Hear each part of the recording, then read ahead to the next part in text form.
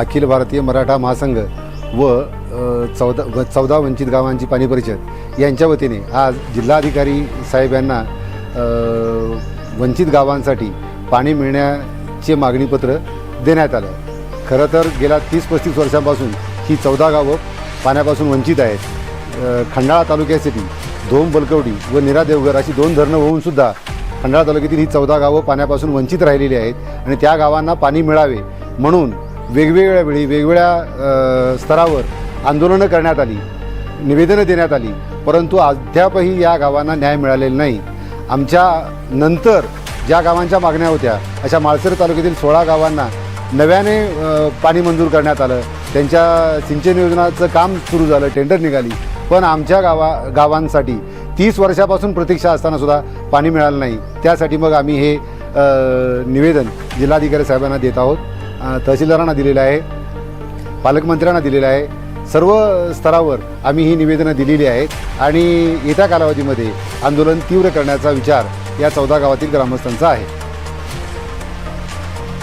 आज इथे सातारा जिल्हाधिकार्यालय येथे मराठा महासंघ आणि 14 गावांची खंडाळा तालुक्यातील वंचित 14 गावांची पाणी परिषदेचे समन्वय यांच्या वतीनं जिल्हाधिकारी यांना निवेदन देण्यात आले की गेले 30 ते 35 वर्ष 14 गावांचा पाणी प्रश्न हा प्रलंबित असून तो 30-35 वर्षात विविध मार्गाने सोडवण्यासाठी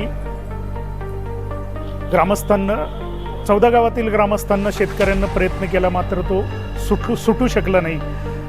तसेच खंडाळा तालुक्यातील पश्चिम भाग हा अत्यंत दुष्काळी म्हणून ओळखला जातो।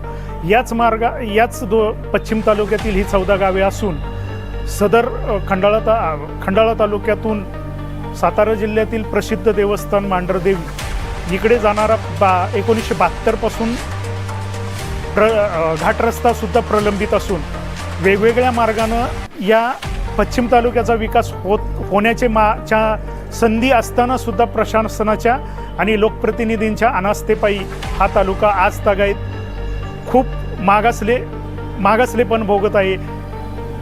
अगदी दुर्गम आणि आदिवासी पद्धतीच्या इथे शेतकऱ्यांना यातनाही सहन कराव्या लागत आहेत।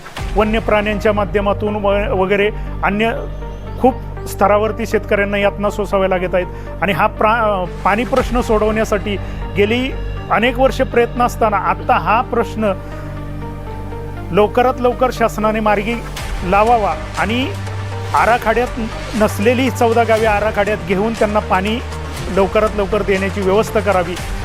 ह्या निर्णय लवकरात लवकर शासनाने घ्यावा आणि तसेच जर शासन अजूनही वेळ काढूपाना जर साधत असेल तर 14 गावांच्या वतीनं येणाऱ्या कालावधीमध्ये तीव्र आंदोलन करण्याचा इशारा सुद्धा देण्यात येणार आहे।